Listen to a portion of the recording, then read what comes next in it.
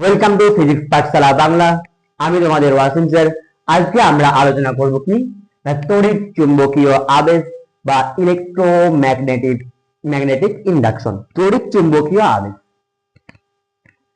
তড়িৎ চুম্বকীয় আবেশ বা ইলেকট্রোম্যাগনেটিক ইন্ডাকশন, এটা কি বলছে না এই ব্যাপারে কথা বলেছিলেন বিজ্ঞানী মাইকেল ফ্যারাডে 1831 খ্রিস্টাব্দে।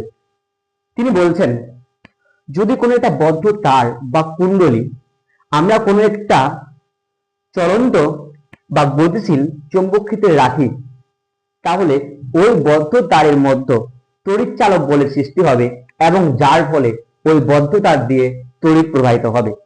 তো কিরকম না, এটা একটা বদ্ধ তার, ঠিক আছে। তো এই বদ্ধ তারটাকে এবং এটা একটা কি না চৌম্বক ক্ষেত্র, এটা গতিশীল অবস্থায় আছে। এই গতিশীল চৌম্বক ক্ষেত্রে যদি আমরা এই বদ্ধ তারটাকে রেখে দিই, তাহলে এর মধ্য দিয়ে একটা তড়িৎ চালক বলের সৃষ্টি হবে এবং যার ফলে এই তারের মধ্য দিয়ে তড়িৎ প্রবাহিত হবে। একেই বলা হচ্ছে কি না তড়িৎ চুম্বকীয় আবেশ। তো এরপর আমরা যেটা দেখবো এই তড়িৎ চুম্বকীয় আবেশ, সেটা পরীক্ষার সাহায্যে দেখব। কিন্তু তার আগে আমাদেরকে একটা বিষয় জানতে হবে, সেটা হচ্ছে চৌম্বক বলরেখা। চৌম্বক বলরেখা কি না, আমরা জানি একটা চুম্বকের দুটি মেরু থাকে, একটা হচ্ছে এম, একটা হচ্ছে এস। এই এন মেরু থেকে কিছু এইভাবে রশ্মি বেরোবে এবং এস দিকে ঢুকবে। এই যে এগুলোকে বলা হচ্ছে তড়িৎ চুম্বকীয় বলরেখা বা চৌম্বক বলরেখা। এগুলো এই দিক থেকে বের হবে এবং এদিকে ঢুকবে। এগুলো হচ্ছে চুম্বক বলরেখা।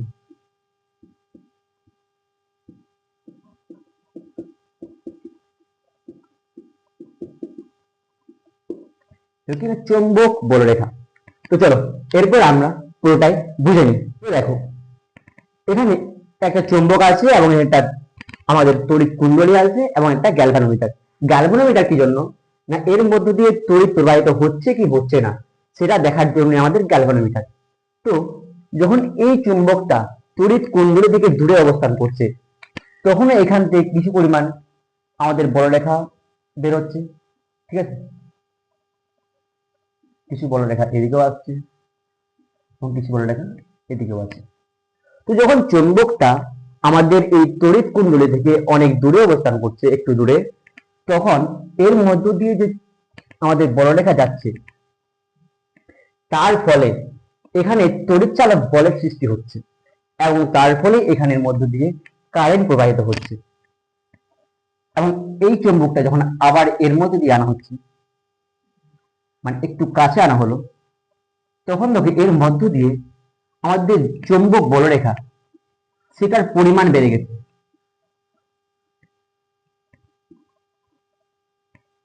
প্রথম অবস্থায় যখন চুম্বকটা দূরে ছিল, তখন এর মধ্যে দিয়ে বলরেখার পরিমাণ কম ছিল এবং যখন এটাকে একটু কাছে নিয়ে আসা হলো চুম্বকটাকে, তখন এর মধ্যে দিয়ে আমাদের চুম্বক বলরেখার পরিমাণ কি হয়েছে না বৃদ্ধি হয়ে গেছে।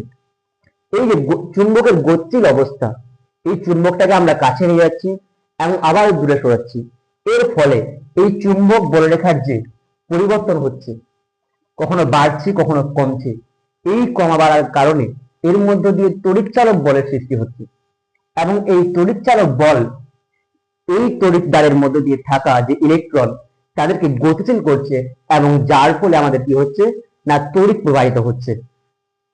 কি বললাম, এই গতিশীল চুম্বকটা যখন দূরে যাচ্ছে এবং কাছে আসছে, তখন এর মধ্য দিয়ে যে বলরেখা আমাদের উৎপন্ন হয়েছে, এই বলরেখার কুণ্ডলীতে সেই পরিমাণটা আমাদের কমা বাড়া হচ্ছে। যখন এই চুম্বকটা একটু দূরে আছে, তখন এই কুণ্ডলীর মধ্য দিয়ে চৌম্বক বলরেখার পরিমাণ কমে গেছে। আবার চুম্বকটা যখন আমরা কাছে নিয়ে এসেছি, তখন এর মধ্য দিয়ে আমাদের যে চৌম্বক বলরেখা সেটা অনেক বেড়ে গেছে। এই কমা বাড়ার কারণে এই যে তড়িৎ দ্বার আছে, আমাদের কুণ্ডলী আছে, এর মধ্যে একটা তড়িৎ চালক বলের সৃষ্টি হয় এবং এই তড়িৎ চালক বলের ফলে ইলেকট্রনগুলি নড়াচড়া করতে থাকে এবং যার ফলে আমাদের মধ্যে এই তড়িৎ দ্বারের মধ্যে তড়িৎ উৎপন্ন হয় এবং সেটা এই গ্যালভানোমিটারে দেখা যায়। এর মধ্যে যদি তড়িৎ উৎপন্ন হয়, তাহলে এই গ্যালভানোমিটারের যে কাঁটা আছে, এই কাঁটাটা বিক্ষিপ্ত হয়। এই কাঁটাটা কি হয় না বিক্ষিপ্ত হয়। এর ফলে আমরা বুঝতে পারি যে না তড়িৎ দ্বারের মধ্য দিয়ে বা তড়িৎ কুণ্ডলীর মধ্য দিয়ে আমাদের তড়িৎ উৎপন্ন হয়েছে। তো আমরা যা যা বললাম সেগুলো লিখে দিই। আমরা যা যা বললাম সবকিছু লিখে দিয়েছি। কি না একটা কয়েল নিয়েছি, অর্থাৎ একটা কুণ্ডলী, একটা গ্যালভানোমিটার, একটা চুম্বক।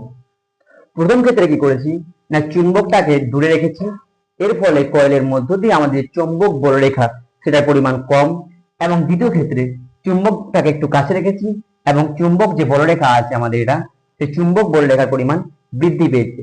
এই কমা বাড়ার কারণে চুম্বক এই যে কুণ্ডলী আছে এই কুণ্ডলের মধ্য দিয়ে তড়িৎ চালক বলের সৃষ্টি হচ্ছে, যা ইলেকট্রনগুলিকে গতিশীল করছে এবং এর মধ্য দিয়ে তড়িৎ উৎপন্ন হচ্ছে। দেখো একটা কয়েল তামার পাক তারের পাক গ্যালভানোমিটারের সাথে যুক্ত আছে, এরপর একটা চুম্বককে কাছে আনলাম বা দূরে সরানো হলো, যার ফলে কুণ্ডলীতে চৌম্বক বলরেখার পরিবর্তন হচ্ছে। সেই চৌম্বক বলরেখার যে মান সেই মানের কিন্তু পরিবর্তন হচ্ছে। দেখো এখানে অনেকগুলি চৌম্বক বলরেখা এই কুণ্ডলীটাকে ছেদ করেছে, কিন্তু এখানে মাত্র কিছু সংখ্যক, তাই বলছে মানের পরিবর্তন হচ্ছে।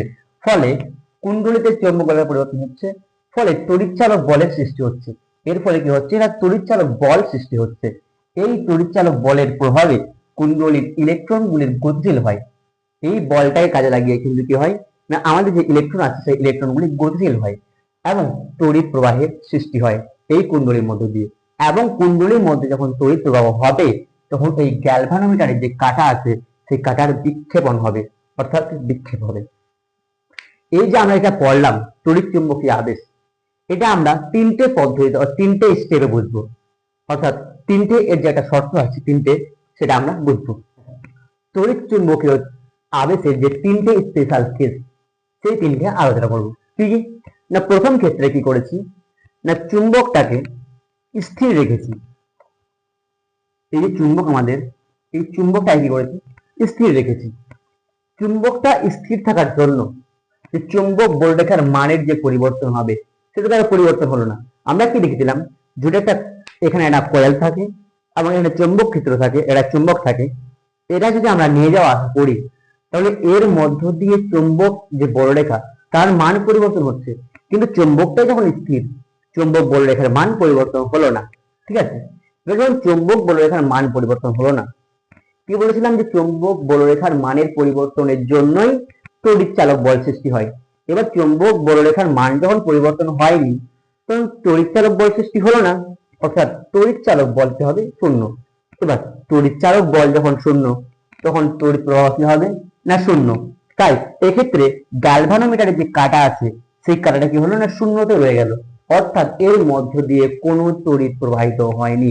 তাহলে যদি আমরা চুম্বককে স্থির রাখি অথবা ওই যে আমরা একটা কয়েল নিয়েছি তামার তারের পাত সেটাকে যদি স্থির রেখে দিই তাহলে এক্ষেত্রে কোনো তড়িৎ প্রবাহ হবে না, অর্থাৎ গ্যালভানোমিটারের কাঁটা শূন্যতে দেখাবে, অর্থাৎ এক্ষেত্রে তড়িৎ প্রবাহ অর্থাৎ আই, আমরা যে কারেন্টকে আই দিয়ে প্রকাশ করি সেটা সমান শূন্য। দ্বিতীয় ক্ষেত্রে চুম্বককে দূরে সরানো হলো। এর একটা কয়েল ছিল, এই কয়েল থেকে চুম্বককে আমরা এই জায়গা থেকে দূরে সরিয়ে নিয়ে গেলাম। এর ফলে কি হবে এর মধ্য দিয়ে চুম্বক বলরেখা যে পরিমাণ ছিল সেটা কমে যাবে, অর্থাৎ চুম্বক বলরেখার মানের পরিবর্তন হচ্ছে।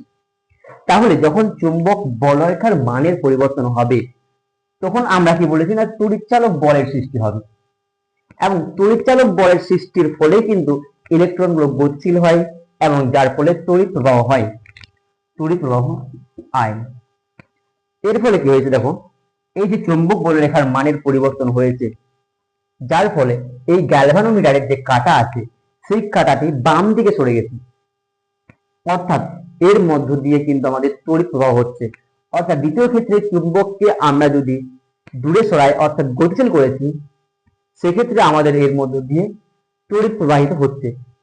এবার যদি আমরা এটাও করতাম যে চুম্বকটাকে স্থির রেখেছি এবং আমাদের যে কয়েল এই কয়েলটাকে যদি আমরা দূরে সরিয়ে নিয়ে যেতাম তাহলেও কিন্তু একই ব্যাপার ঘটতো। ঠিক আছে, যদি আমরা কয়েলটাকে দূরে সরাই বা চুম্বকটাকে দূরে সরাই মানে দুইটি ক্ষেত্রে একই হবে, এর মধ্য দিয়ে তড়িৎ প্রবাহ হবে, তড়িৎ চালক বলের সৃষ্টি হবে, চুম্বক বলরেখার মানের পরিবর্তন হবে এবং যার ফলে আমাদের গ্যালভানোমিটারের কাঁটা বাম দিকে সরে আসবে। দেখো এদিকটা মাইনাস, এদিকটা।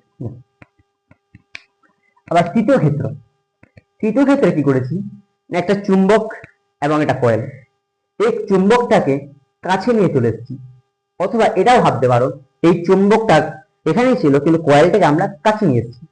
এবার যখন এরা পরস্পর কাছে চলে আসবে তখন এদের মধ্যে যে চুম্বক বলরেখা ছিল এই বলরেখার মান বেশি হবে, অর্থাৎ চুম্বক বলরেখার আমাদের পরিবর্তন হলো।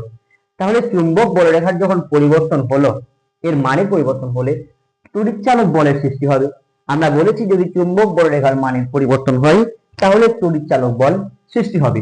এবার তড়িৎচালক বল হলে এই যে প্রবাহী ছিল ওই প্রবাহের মধ্য দিয়ে যে ইলেকট্রনগুলি, সেই ইলেকট্রনগুলি গতিশীল হবে এবং তার মধ্য দিয়ে তড়িৎ প্রবাহিত হবে। এবার দেখো আমরা এবার চুম্বকটাকে কাছে এনেছি, এর ফলে গ্যালভানোমিটারে যে কাঁটা ছিল সেই কাঁটা ডান দিকে সরে যাবে। অর্থাৎ যদি আমরা চুম্বকটাকে বা এই কয়েলটাকে দূরে সরাই তাহলে কি হচ্ছে না, কাঁটাটি বাম দিকে সরে যাচ্ছে, সরে গেল। এবং দ্বিতীয় ক্ষেত্রে যদি আমরা চুম্বকটাকে এবং কয়েলটাকে কাছে নিয়ে আসি যে কোনো একটাই, তাহলে সেক্ষেত্রে ডান দিকে সরে গেল। তো আমরা প্রথমে কি বললাম না, তড়িৎ চুম্বকীয় আবেশ। তড়িৎ চুম্বকীয় আবেশ কি, কোনো একটা গতিশীল চৌম্বক ক্ষেত্রে যদি আমরা কোনো একটা কয়েলকে রেখে দিই তাহলে এর মধ্য দিয়ে তড়িৎচালক বলের সৃষ্টি হবে এবং তার ফলে এর মধ্য দিয়ে তড়িৎ প্রবাহিত হবে। একে বলা হচ্ছে তড়িৎ চুম্বকীয় আবেশ। তারপর আমরা সেটাকে পরীক্ষার মাধ্যমে দেখলাম এবং এর যে তিনটে স্পেশাল কেস, 1 নাম্বার হচ্ছে প্রথমে চুম্বককে আমরা স্থির করে দিলাম, দ্বিতীয় ক্ষেত্রে চুম্বকটাকে আমরা দূরে সরিয়ে দিলাম এবং 3 নাম্বার ক্ষেত্রে কি হলো না, চুম্বককে আমরা কাছে নিয়ে এলাম। আশা করি তোমরা ক্লাসটা বুঝতে পেরেছো।